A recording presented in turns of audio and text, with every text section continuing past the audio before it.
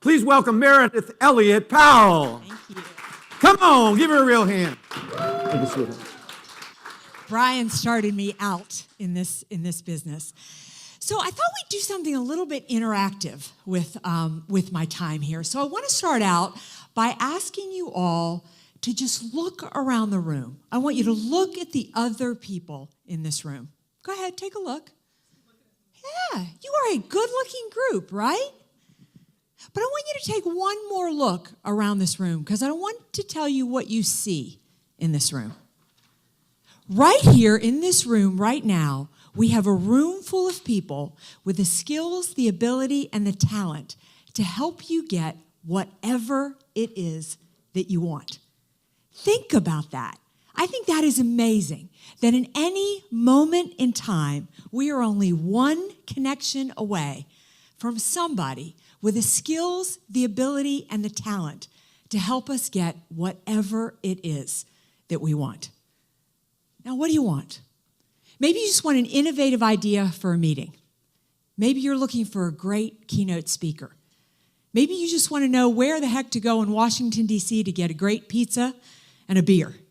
It doesn't matter. Whatever it is that you want, somebody in here right now has the skills, the ability, the connections to help you get it. And all you have to do is connect with them.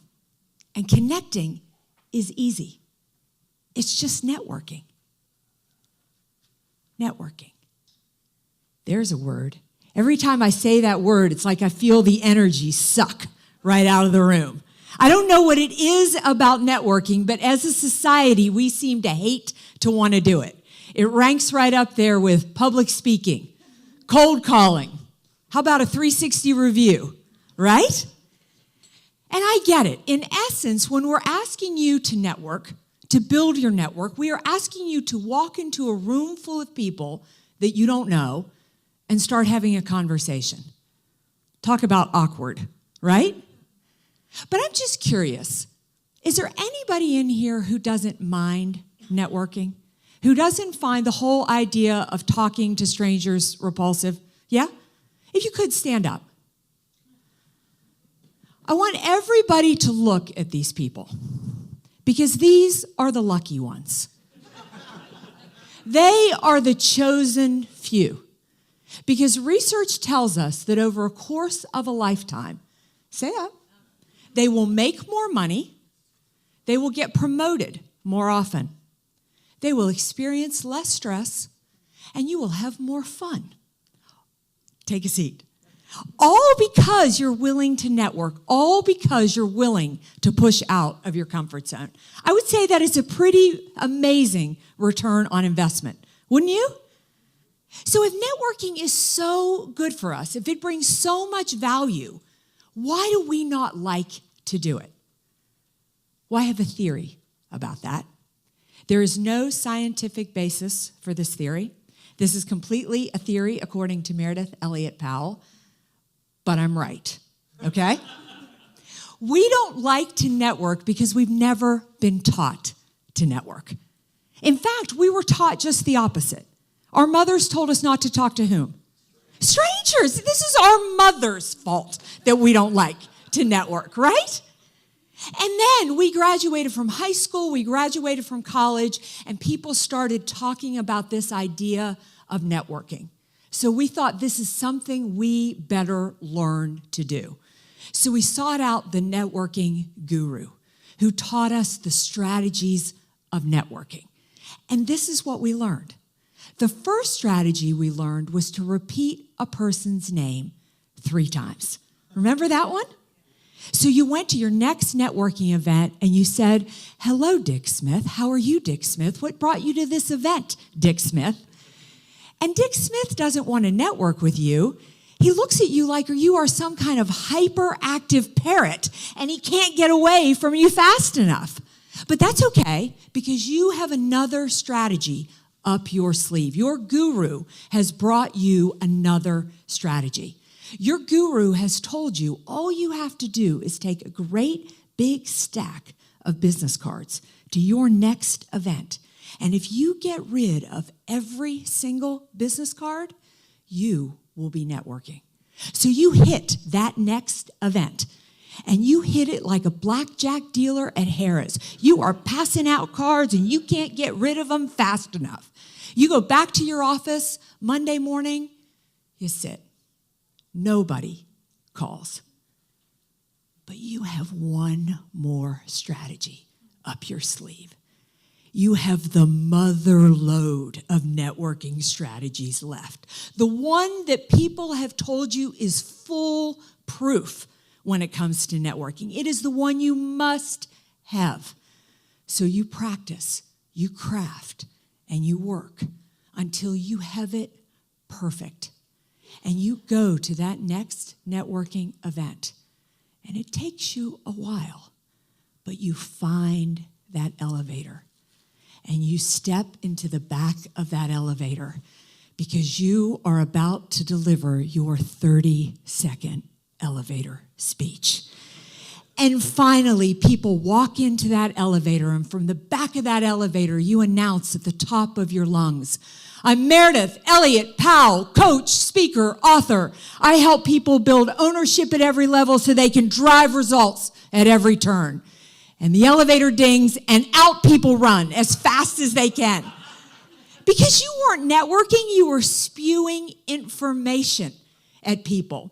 So it's no wonder we don't like to network. Not only were we raised not to talk to strangers, but we have been taught to network in a way that is uncomfortable. It feels pushy and it feels awkward. But there's something that our natural networkers know. They know that as human beings, we have an innate desire to want to help other people and to want to be connected to other people. Networking is something that is natural to us, but you have to understand how to do it in a way that makes it fun, easy, and effective.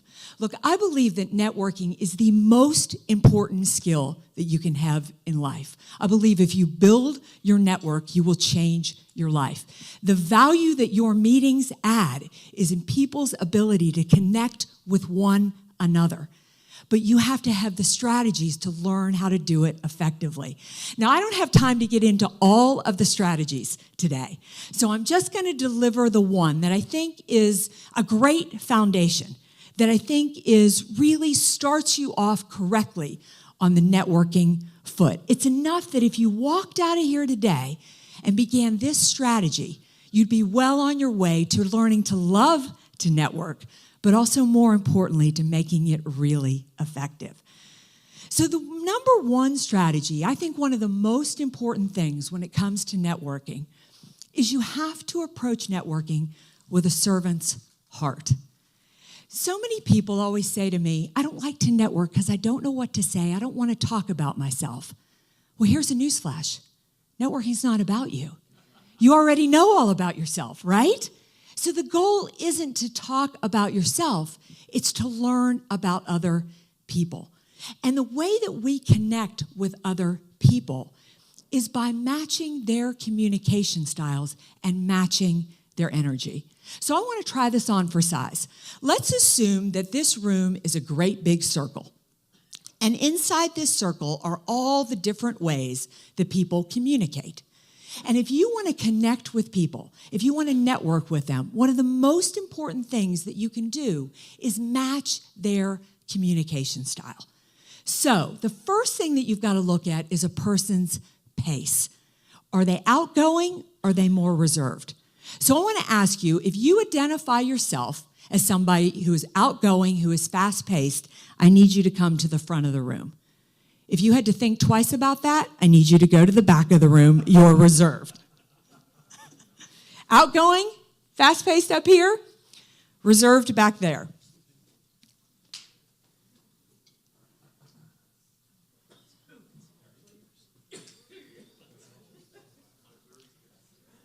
I use this strategy every day of my life with everybody I interact with.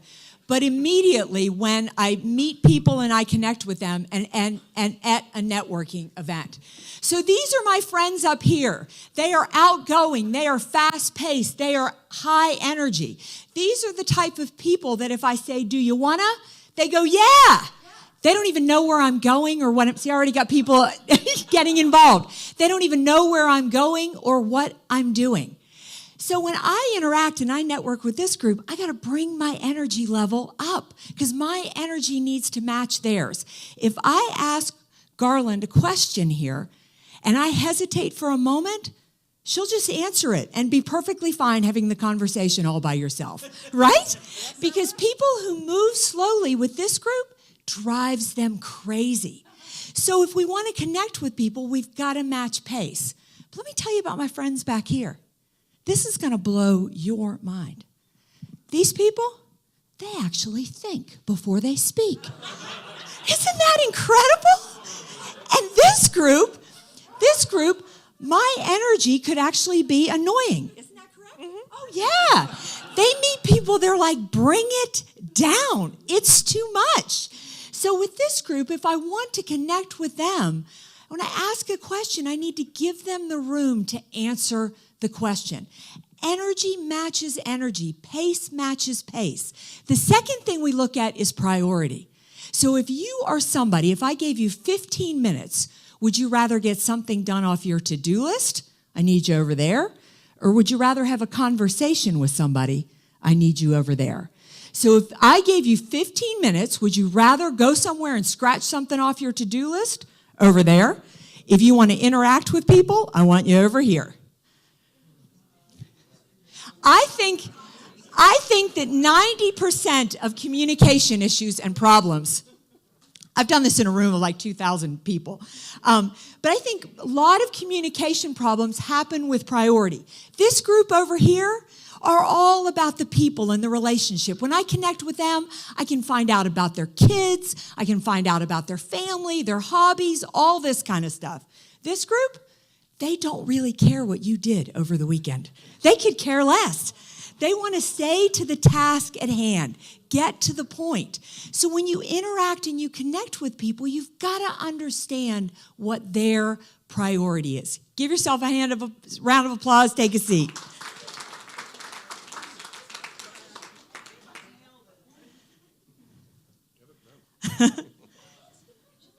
Networking with people is so critical that you invest and stay focused 100% on them. It's like going to a foreign country and speaking another language. But people can feel the energy when your goals are on their desires versus your own results.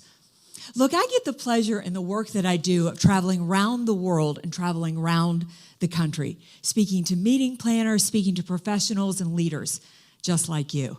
And I've got to tell you that the biggest challenge, the biggest obstacle, the biggest thing that I see standing in the way of success today, it's not the typical things that we think about. Our struggles to succeed in our organization are not competition, it's not the pace of change, it's not even technology. The biggest challenge, the biggest obstacle, the biggest thing standing in the way of success today is that most of you are using strategies and techniques, tools that were designed for a different marketplace, a different customer, and a very different type of employee. That's what I speak about. That's what my focus is.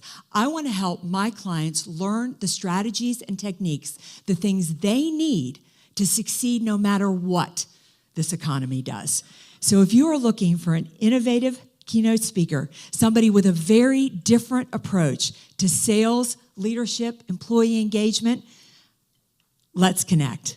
Because again, I am passionate about helping my clients learn those innovative, cutting-edge techniques, those things you need to know to put yourself in a position to succeed no matter what this economy does. I'm Meridith Elliott Powell. Thank you.